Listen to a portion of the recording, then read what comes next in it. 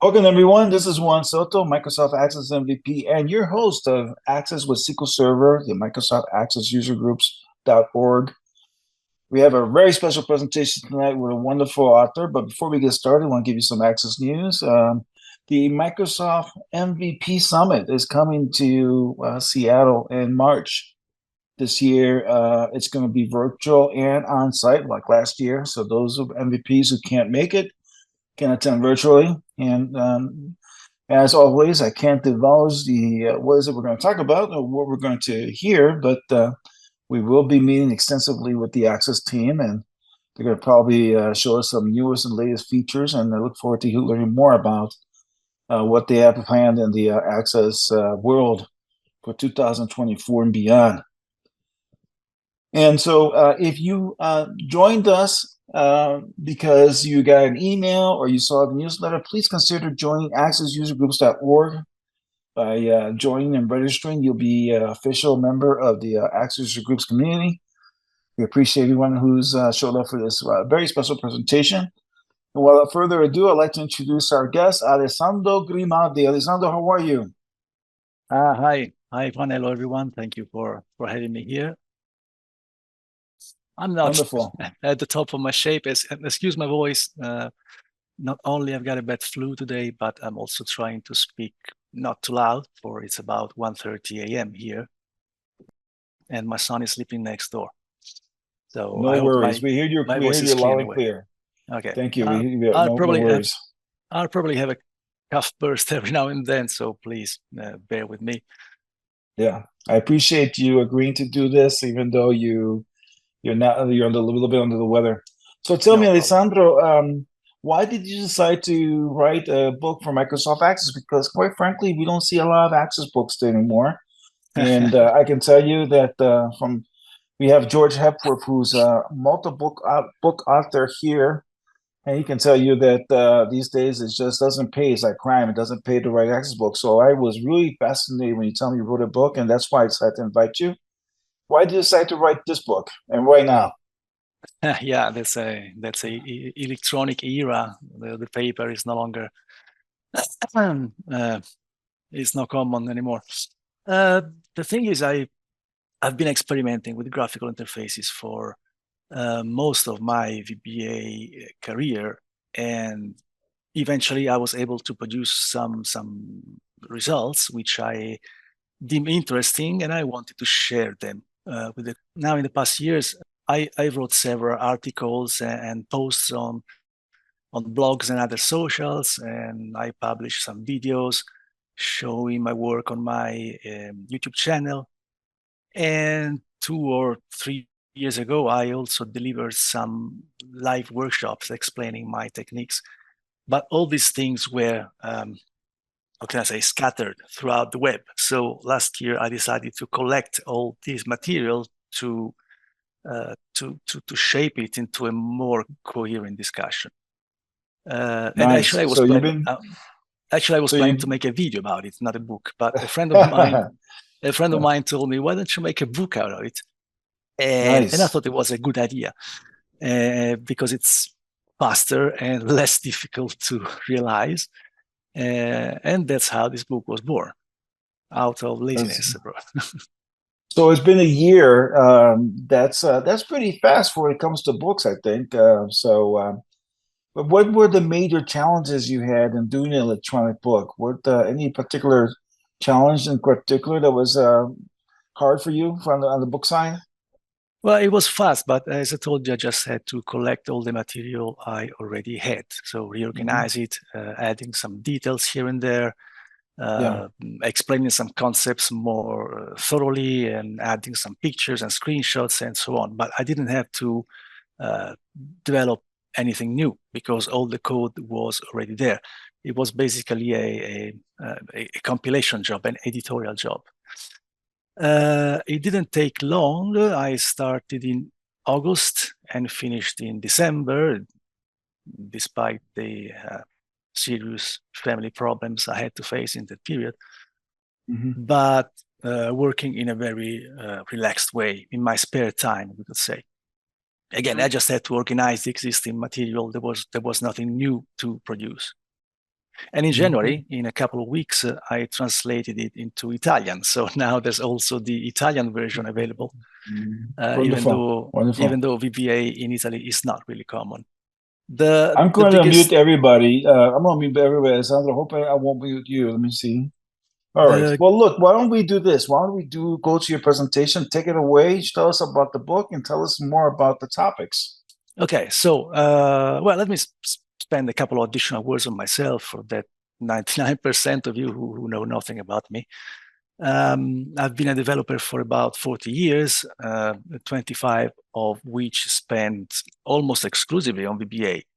I had the chance to consult for the United Nations for several years, which brought me to work in nice countries such as Italy and Austria, but also in amazing places like Afghanistan, North Korea, and Ethiopia. About 10 years ago, I moved to Frankfurt, Germany, where I worked for the European Central Bank and where I still live with my family. Okay, so, well, I hope you'll appreciate this presentation, even though it's not directly related to the main topic of this group, access with SQL Server, because there's a lot of access indeed, but no SQL Server at all. I guess 1 out of 2 ain't bad after all. Anyway, the story of this book starts in 2006, I would say. I was a consultant for the United Nations agency called World Food Program, whose main activity is to deliver food to people in need in 80 and plus countries. At that time, they didn't have a centralized, shared way to collect and analyze information about food, beneficiaries, costs, and so on. Each country basically had their own tracking system, ranging from homemade access databases to Excel sheets to paper documents. So my task was to create an access database, including every possible information and compatible with the different local realities of the countries. And there was a huge amount of information. At the beginning, I tried standard approaches, with the usual controls, subforms, and such. Well, quite slow. But none of them seem to be able to convey all this information in a proper and comprehensive way. I know this is the wrong thing to show in a presentation about advanced interfaces. I am aware that this thing looks dramatically horrible, but this is the original first draft of the first preliminary study. Basically, it was day 1 of the project. So it was just made to understand the amount of information we had to deal with. Basic info, complex geographical structures, and project details, food, beneficiary types, and so on and so forth. Too much information. So one day, looking at this database structure, I had this weird idea of building a similar interface to show this information with boxes connected by lines. And this is the first working version of the result. I showed how this works at the DevCon in 2021, and I won't do it here again, as this is a bit out of scope, but it's just to tell you about the first time I conceived the idea of a real graphical interactive interface. You can aggregate by different dimensions, and everything is in one single screen. There's a huge amount of information shown in this single screen. Many years of experimentation followed, with some successful creations and some painful failures. For example, this is one of the things I like most. It's a POC I made in Ethiopia. It's a proof of concept I made in Ethiopia to manage the expedition of food from the donors' warehouses to Ethiopia. They used to track these figures with a humongous Excel file, and every year they had huge loss of food because it was an impossible task.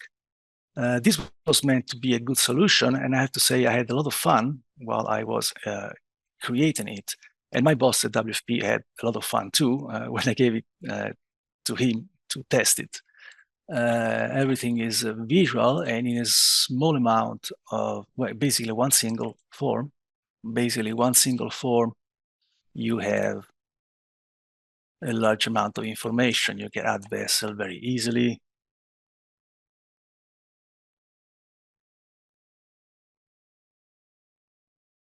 And everything is visual.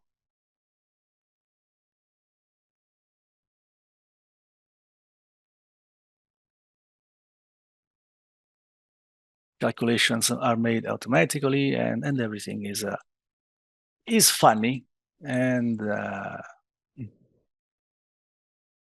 another one I like is this picture rotator I made for a human resources people search application. I think it's nice. It's useful to find someone if you don't know or don't remember their name. There's a variable rotation speed, but also a classical combo for those who prefer it. Again, this was just a proof of concept, so the look is quite unpretentious. But I think it's an interesting alternative approach to a very common situation, which is generally managed with a combo box and a static feature. A set failure was, for example, this Canon game. Access limited capabilities of screen management make the animation too bumpy to be acceptable, too flashy, too flickering, not fluid enough. So finally, I decided to trash it and forget it. Maybe like this. It implements obviously some physics. Some physics equations. In the past years, as I said, I published on my VBA shop several workshops showing my interfaces, and I also deliver some live workshops, but eventually I decided to collect all these scattered things in one single place, allowing for a more coherent and a comprehensive explanation. So how is this book structured and what it is about? It's basically made up of 3 main chapters. In the first one, I explain my best practices when writing code. I insist a lot on this adjective, my, and that's because I'm aware that we are all different. Our brains are different, and what works for me may very well not work for someone else. So I don't claim that these are the best practices. It's just that they have worked for me through all these years, so I reckon there must be some good. Some are definitely globally considered good. For example, the use of option explicit, I guess we all agree on that. On other topics, for example, naming conventions for the variables, I know I go against the stream here, but I really hate those prefixes like int for integers, txt for texts and such. My point is that if the variable name is well chosen, 99% of times its type is implicit. And I make some examples. A variable called client name is definitely a string, no doubt about it. Is okay is clearly Boolean. Do I really need to call it BLN is okay? I don't like it. Item code number is a number, probably long or an integer, but does it really matter? How many times do we make calculations on an item code number? Some cases are a bit tougher. For example, item code can be anything, a number or a string, but once I see that it is declared as a string, I just remember it, and I don't need to be reminded of this every time I read it. To me, these prefixes reduce the readability, overloading the code with users' information, and force the developer to write more without really adding anything useful. If I have to write more characters, I prefer to use them to give the variable a more meaningful name. I also explain why I use, for example, user-defined types, why I like them so much. I talk about control names and control tags, the importance of spacing, indenting, and commenting, function exiting point, function returning value, the eternal fight between wall of declarations and inline declaration. And here as well, I take a firm position supporting the wall of declaration, obviously explaining my reasons. I also explain why sometimes I replace Boolean with integer, and why I almost always replace date with long or single, or why sometimes I use select case instead of if. What does this have to do with graphical interfaces? Well, nothing directly, but in the third part of the book, I explain how to build these interfaces, and I use my original code, which implements all of these conventions. I thought it would be fair to explain them beforehand so the readers are prepared to what they'll find. The second chapter of the book is a very short, brief and essential introduction to VBA classes. I know that many developers don't use classes, and many don't even know anything about them, which I used to find kind of shocking. But then I realized that generally speaking, you don't use what you don't need. So if you are more oriented on classical access interfaces with text boxes, combo boxes, list boxes, any kind of boxes, labels, continuous forms, buttons, and such, I understand that you probably will never need a class unless you really want to streamline some behaviors, as Ramachandran Pillai showed in our last Europe AUG meeting last month. But when it comes to graphical interfaces, classes are essential because you create several objects which share the same behaviors, properties, methods, and so on. I can show you what the code looks like without classes, because I started to produce this type of interface long before learning about classes. I discovered them recently in a relative way, let's say about 10 years ago or so. So this is AIDA, the first interface I showed you. I showed you the code. As you can see, I had to replicate the same code for each object, which is definitely an inefficient and horrible way to structure the code, also in terms of maintenance and scalability. Even writing this part was a nightmare and an endless exercise of copy, paste, and modify, copy, paste, and modify. This is another example, the Ethiopian ship manager I showed you earlier. And again, it's not here, it's here. Okay, and again, the same endless list of copied, paste, and modified code. Looking at this stuff now, I frankly think it's unbearable. I used to call this part of the code monkey section, because this kind of repetitive and brainless exercise is what we call monkey job in Italy. I don't know if there's a similar expression in English.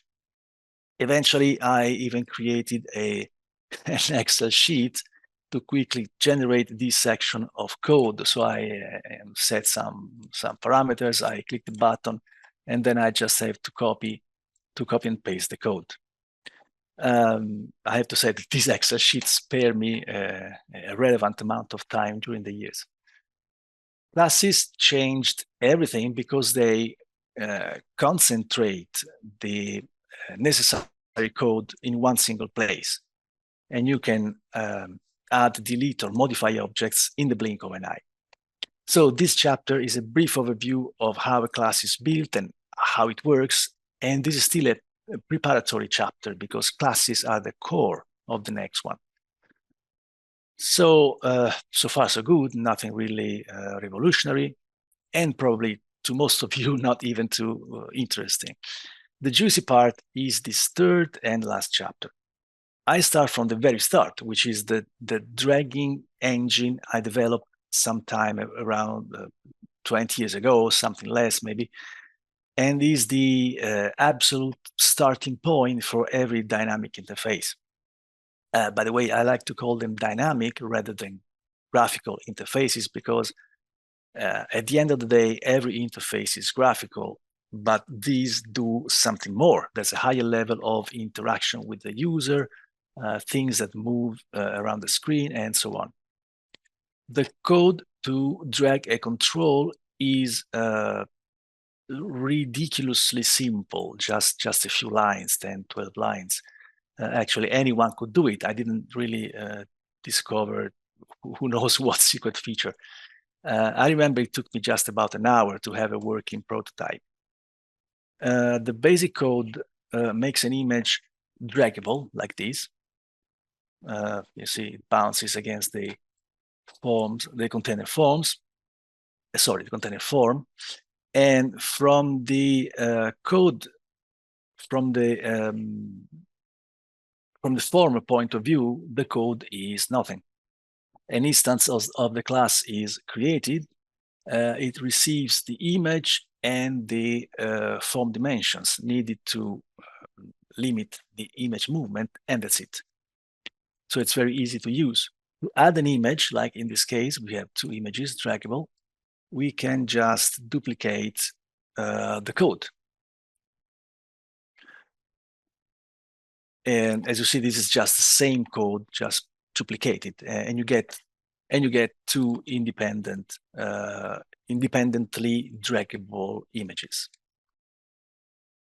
It's possible to scale the whole thing up using an array of instances.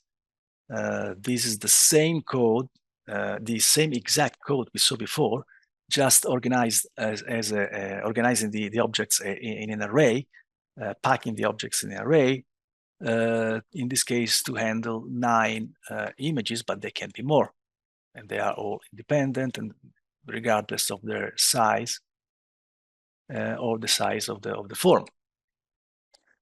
The next step is obviously connecting the images with a line, still a relatively easy task. The movement is very fluid. There's only the usual and annoying flickering of the images due to how Access handles the screen memory, but there's not much we can do about it.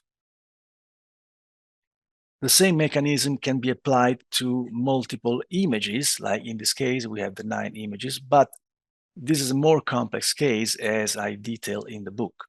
Nonetheless, the result is, I think, more than satisfying. The movements are still very fluid, and all the flickering, after all, is not bad. This is the base, but several variations are possible. In this example, which I like to call the ghost label, the click label, not an image in this case, but a label, but the technique is the same, stays in place, and it's a second label, the ghost, which is dragged and dropped onto a stack, which is filled with an additional layer of color. The new layer doesn't appear point blank, but there's an animation to make it more appealing. I was about to say more realistic, but I don't think it's the case. Another variation of the same dragging engine allows for these sliding door effects. Here we only have 4 subforms. They are just subforms and command buttons here, nothing else. We are just 4 subforms, but they can be more. It's easy to add more if needed. If you see the code, if you look at the code, one more of this line is just enough. I can show you a real case application of this concept as I use it for my DevCon presentation last year. Here we have many subforms, and they are fully functional subforms. So you can put controls on them, and each of them is perfectly working. The movement is still a bit flickery, of course, but still rather fluid. despite the large number of controls these subforms contains. So these are all techniques explained in details in these first three sections. The next topic is what is usually called the bitfield technique, or sometimes presence vector, a name I prefer. It's a technique I use a lot. I find it immensely useful in many situations. In this context, it's the key to build the scrolling timeline we'll see in a moment. It's based on the binary form of a number. And this is a typical example. You are a teacher in a classroom with 8 students, and you need to keep track of their daily presence. You probably create a structure like this, a table for the students, a table for the lessons, and a middle table to store the presence data. This involves this third table with its fields, the 2 joins, its indexes, and all the related overhead. Every interrogation about the attendance is based on a query involving at least 2 or even 3 tables. With the bitfield technique, this third table is totally useless, with the table with all its overhead, joins, indexes, and stuff. You just need one single byte field in the lessons table, and every interrogation can be answered by manipulating this byte using binary functions, no query involved, and speedlight execution. The trick is assigning each bit of the byte to a student. So if the student is attending the lesson, his bit is erased. If the student missed the lesson, his bit remains 0. The decimal equivalent of the binary configuration gives us the attendance information we need for that day. So one single byte is enough to hold all the information we need for each school day. The limit of this technique is that we cannot use anything bigger than a long, that's to say 32 bits. If we need to handle more than 32 entities, we need to use multiple longs, and the code needs to be adjusted to switch from one to another. It can be done, it just takes some extra work. But 32 entities are usually more than enough. They can be ingredients in a recipe, or players in a team, employees in a business unit, rooms in a hotel, you name it. And as I mentioned before, this technique is used in a scrolling timetable we'll see in a moment. Since it handles month days, the entities here are always less than 31. So a long is perfect. It's a flexible and powerful tool that in many cases can save us a lot of time and spaces. In this chapter, I go into the details explaining how information can be stored and retrieved with simple binary operations. The hardest part in the whole book is about building this famous scrollable timeline where objects can be dynamically placed. I tackled the topic step by step. The first part is only about the design and the movement. The boundary like this. So we have a day-by-day scroll, or we can jump to the end of the timeline or to the start of the timeline. In this case, the timeline represents this year, from January to December 2024. But the boundary can be changed to show specific time intervals. For example, we can decide to show this year and the next one. So we just have to change this setting here, 2025. We launch it again. And now our timetable goes from January 24 to December 25. It's quite handy, and this kind of setting has no impact whatsoever on the scroll performance, so the interval can be as big as you want.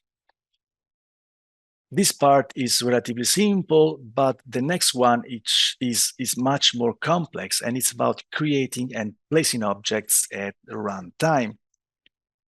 This is the part where the bitfield technique plays its role, and this part may not be immediately clear from the very start, because its implementation in this case is not really straightforward. This is the part where the bitfield how is the bitfield technique used here? It's used to mark the days occupied by an object, so to make them unavailable to the following objects. But once the class is built, adding new objects is extremely easy. As you can see, we just have to invoke this add object method with a caption, the start date, and the duration in days. For example, I can add another object, like, I don't know, new object, starting, say, today and spanning over, say, 10 days. This can be made dynamic, of course, but this is just an example. So here it is. As you can see, it's been placed in the first available slot without overlapping with the existing objects. It couldn't be placed on lane 1 because these 2 days were already occupied by object 1. So the first available place is on lane 2. Alessandro, we have a question from Steve here. He wants to know, what if the object spans more than 1 month? Like this new object goes into May 2024. How would you handle that? If the object spans more than 1 month? Yes. So you're coming in broken. The question is if the object spans more than 1 month. Correct. How would you handle that? No problem at all. It just spans 1 month, more than 1 month. Let's say, I don't know, 30 days. It just goes over. All right. No Sounds problem. good. Thank you. Yeah. But you're not using you're adding additional bit fields then, correct? Sorry, say again. You're adding additional bit fields then? So if it spans, let's say it spans 6 months. Yeah, no problem. Okay, so that's what my question was. No problem at all. It just the software. The code just finds a lane where those days are all available, and puts the object there. And using the bitfield techniques, it marks all these days as occupied, so other objects will not overlap this one. Is there I hear a voice in the background. Is there a question? No, yeah, Crystal has a question here. She wants to know if you can show us the add object code.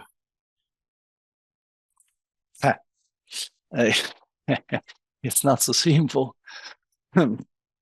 It's not so simple. It does a lot of things, which I explain in details in the book.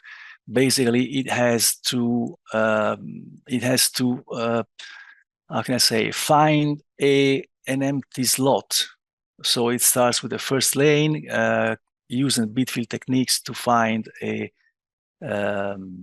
to check if this set of dates is available. If not, it goes on the second lane. If not, it goes to the third lane, and so on until you either find an available slot or run out of lanes. But the details are, as I said, are not really immediate. I try to explain everything in detail and clearly, but it has to, how can I say, read with a lot of attention. Okay, sorry, I can be more precise, but of course I cannot explain all the code here. I mean, add the object array, intersection object timeline, calculate days occupied by the object month by month, checks the intersection object with the current month and calculate, I mean, it applies the bitfield techniques and find the free lane and so on. So it's a complex algorithm, but the result is nice. I mean, it works. Sounds good. Thank you. So these are the topics covered in this book, and the result of many years of experimentation with VBA, which turns out to be much more powerful than many people think. Again, I want to make it clear that the difficulty in this book is not the code itself. I don't use third-party applications. There's no reference to exotic external objects or libraries. I don't interface with Python snippets or online services, and there isn't even an API call, not even one. It's 100% basic VBA. And that's why long programming experience is not required to understand the code in this book. The hard part is the reasoning behind the code, the problem analysis, the design of the algorithms, and how these algorithms have been translated into VBA code. I try to explain all of this as simply as possible, as I said, but it's not easy to transform abstract ideas and mental flows into printed words. I hope I made it, at least partially. I hope the whole exposition of these topics is comprehensive. It's worth mentioning, though, that for each of these topics we have seen, proper classes are created. This means that you can import these classes in your projects, configure what's needed, like we saw for the timeline, for example, and you are ready to use all these tools in your applications, even without fully understanding how they work. Also, the package, by the way, includes all the source code, fully commented. And that's it. So if there's any question, I'll be happy to take them. Yes, Ben has a question. Ben, he wants to know, can you drag the bar on the timeline to make it longer or shorter? Sorry, can you what? Can you drag? I can't hear you. Drag. Can you drag the object on the timeline to make it shorter or longer?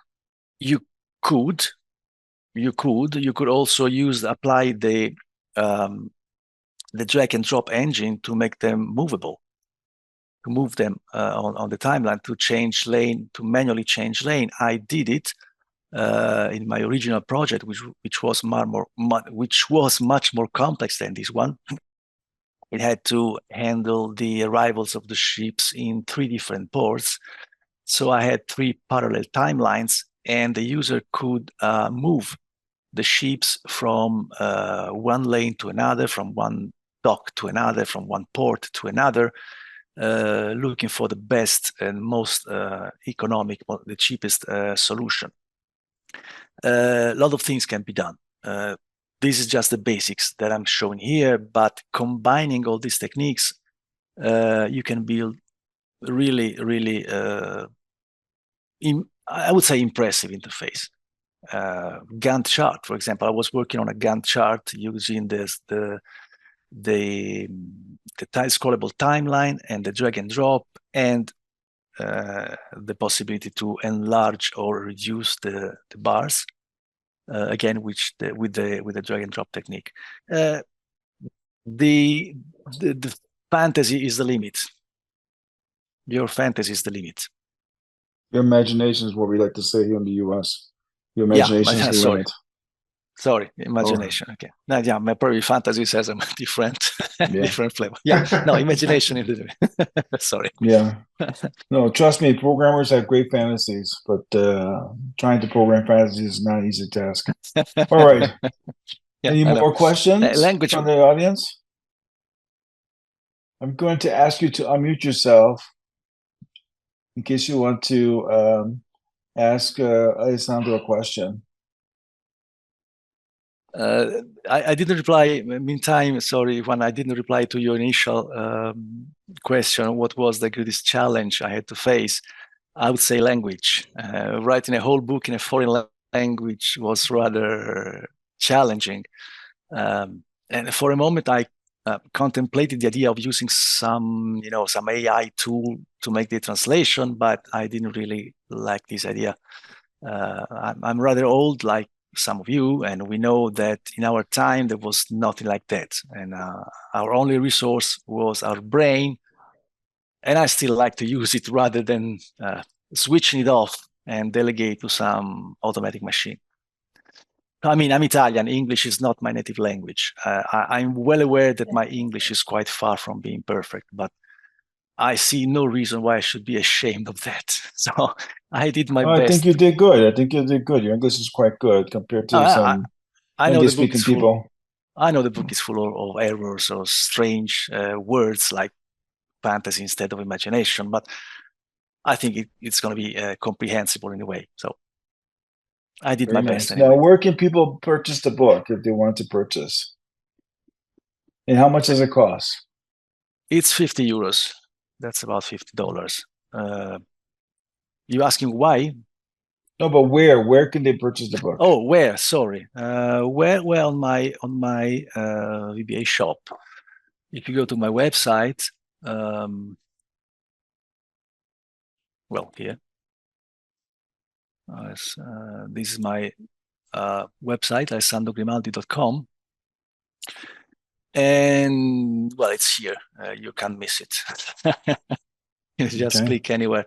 This is the shop. On the shop, I have several free things, free the famous VBA pills. I have some tools you can download. Something interesting. Again, something very graphical.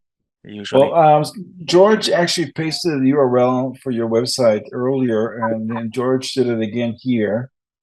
So if you're looking for the site, please check the comments. And Crystal had a message for you, Crystal, the MVP, ex-MVP. She says your English is very good. So kudos to that. Hi, Crystal. What is a VBA pill? VBA pill. They are very short, and sometimes stupid and sometimes useless pills. So VBA pills, very, very short things like, change the copy to clipboard, credit card check, folder creation. But they are meant to be just, food for thoughts, just inspiration or, very, very something. Some are nice. Some are nice. For example, this screenshot. Take a screenshot of the active window. I like this one. We shorten the path to fit in the text box. I mean, some are interesting. Some are really make office talk. So implement text to speech in Access. Some are definitely useless, like opening the snipping tool via code. Yeah, so very supercar waiting form with the light going left, right, left, right. Just funny things, or to take inspiration for some to get deeper into some topics. Tools are something more. They're all free, of course. They're too stupid to pay for them. Tools are interesting. They are more useful and interesting thing. Again, many are graphics stuff. There are tutorials, and then workshops, which is basically the content of the book as I used to publish them in the past. I left them here. Now all these things are the approximate string matching is something different, but sliding forms and the timeline are now embedded in the book. So these are basically useless unless you want to, unless you are interested just in one single argument. For example, the bitfield technique. Then this workshop here only talks about the bitfield technique. Well, I gotta admit, the bitfield technique is intriguing for me, right? Because as a traditional Access developer, I would have that third table, right? I would never think about using bit. So I think that's a very interesting technique. I like to ask the people who are on the call, has anybody else used that technique, the bitfield technique, to instead of doing a three-dimensional model, just keeping it to two tables? I don't think so. It's very sometimes. I mean, it's. I saw. Where is that? I had a link to a Microsoft website talking about these bitfield technique, and it was incredibly obscure. A lot of mathematical formulations, and I don't know. Juan. I actually used the technique. Maybe it was talking about something. You did? Okay. Pat, tell us about your technique. How did you use it? Well, but this was years ago, probably before many of you were born, when we were when we were working in COBOL, and our tables were flat files. This was a way to simulate small child tables. All right, and so we it was before relational databases came about.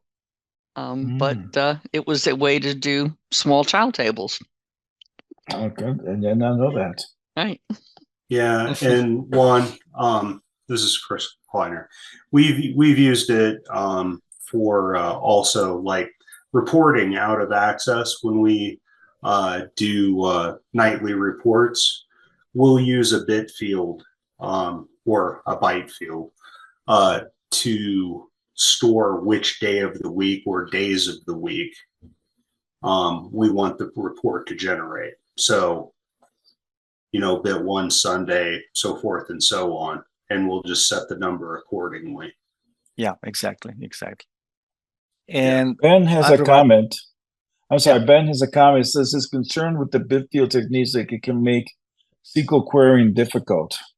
SQL querying, well, it's hard to say. I mean, depends on the query. Can you expand upon that, Ben? On the table side, it's just a long field, so you can treat it as any long field. But of course, it takes some functions to manipulate the bits. I don't think the query is the right place for this. I mean, with the query you can extract this field, but then you take some code to manipulate the number. Like if you're storing attendance and you want to say, well, who was in the class last week? It's a really speed-light execution. It's just one line of code. Okay. It's a binary operation, and or it just uses and or not and XOR. That's it. If it's that simple, can you show us an example what the SQL might look like? Because I've found bitwise operations to be complicated in Access SQL. Let me see. No, I don't think you can do it in SQL. I don't know. Maybe I don't know. Let me see. What can I show you? Wouldn't it be more useful for known operations? So, like for instance, the message box, right? When you can combine multiple known elements that are predefined as opposed to individual names within the class. So if I wanted to know if Steve Owen went to class, then I'd have to get pretty hairy on determining that in a standard query. Whereas, you can put VB message box, VB yes, no. When you have a preset number of elements that you're trying to combine together for the bit operations. That's a good point. Alessandro, you don't have to, if you don't have the query at hand, don't worry about it. And so like the day was perfect, right? You've got a fixed number of days, you got a fixed number of months, you got for example, sorry to interrupt you. For example, this is how you check if a specific bit is on. I mean, that's it. That's nothing else. You can you can light a bit, you can raise a bit like this. So they're extremely fast and easy operations. If you want to count the number of presents, for example, in a specific day, there's a technique which uses, again, binary operations, and which is a fixed cost. I mean, it doesn't matter how many ones are there. It doesn't matter how long is the string, 8, 16, 32 bits, doesn't matter. The time is always the same. And it's very, very powerful. Okay. Thank you. So, one of the things that I love the ship, by the way, and the ports. I thought that was pretty unique. I would have. One of the things that I always emphasize when I take on projects with new clients is, is it really a database application, right? In other words, you've got ships, you got food, you got ports.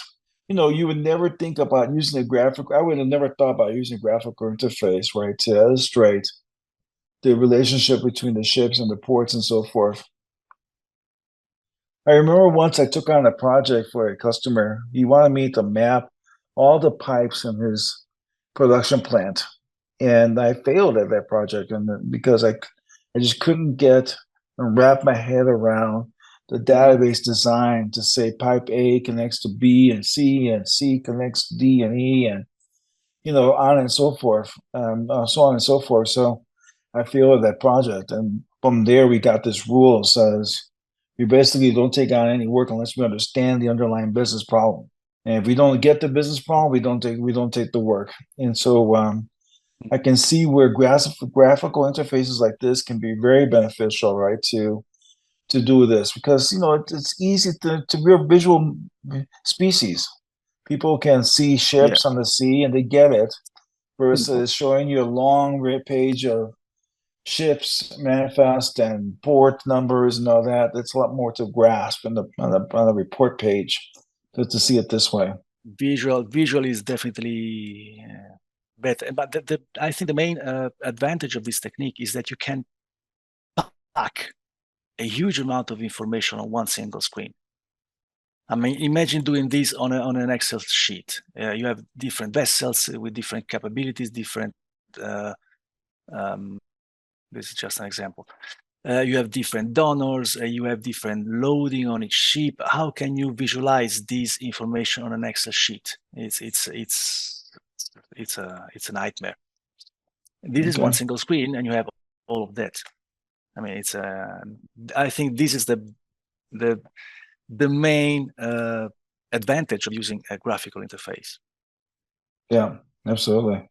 The other aspect of this is people are so used to web apps right now, right? Web technology has evolved so much since Access was started. And so it's good to be able to see your techniques and be able to implement some of them, so that our clients can get a much more richer experience in Access, as opposed to, if somebody would have come to me. If somebody comes to me and says, "Hey, I need a Gantt chart with bars and drag bars," I would just sell them a web app. I would just say, "Well, I can't do it in Access, so I'll sell them a web app." But now I know that I can do it in Access, which is great. Yeah, I mean, I love Access. You can do pretty much everything in Access. Again, or I can hire you to do it for me in Access. I can do that too. As I said before, it's a really underrated application.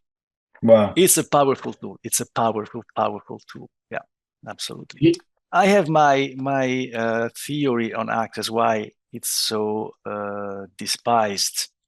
I also wrote it in the book. My theory is rather cynical, but my idea is that Access doesn't move money. I mean, if you have Office, which is at 200-300 euros, I know, you have everything. You don't need external services, licenses and support and maintenance and service contracts, and there's no money revolving around Access. It's a matter of politics and money. Well, thank you very much, I agree guys. with you because, go ahead. But what I explain to people is that you can use it as a prototype. And if Microsoft started selling it more as a prototype, which then could become a production application or not. But I've also had the same situation. I had a bank where I explained how I could do something pretty much for nothing, and they went out and spent $8 million. I mean, I don't know. I don't think it's entirely a technical decision. I think, I think it depends on how the golf game goes. Yeah. Hey, you guys, I really have to wrap this up. I want to thank my special guest, Alessandro Grimaldi. Again, if you want to buy the book, which I encourage you to do, you bet. It's a great topic, and I do have to wrap this up, but wanted to wrap up with some additional announcements. Next month, I will be in the peaks of Machu Picchu, so there will not be a meeting. And in April, we're going to be meeting instead of the second Tuesday of the month.